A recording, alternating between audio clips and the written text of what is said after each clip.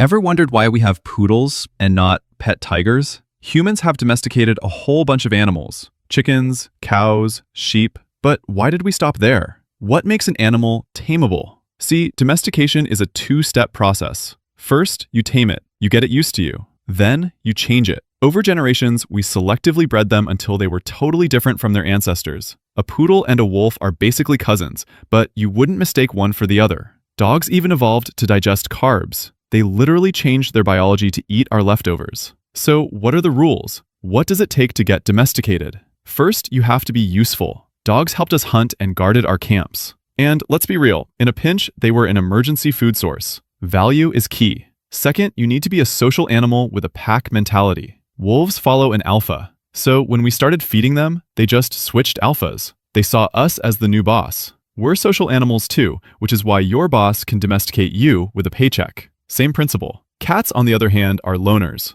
They don't have a leader. That's why we never really domesticated them. A dog thinks, this human gives me food and shelter. He must be a god. A cat thinks, this human gives me food and shelter. I must be a god. Third, you have to be cheap to keep. If it costs more to feed an animal than the value it provides, it's a bad deal. You know how we humans are. We'll risk our lives for a profit, but we won't lose a dollar on a bad investment. You can keep a dog alive on table scraps. A tiger, however, would eat 100 sheep a year. At that point, why not just raise the sheep?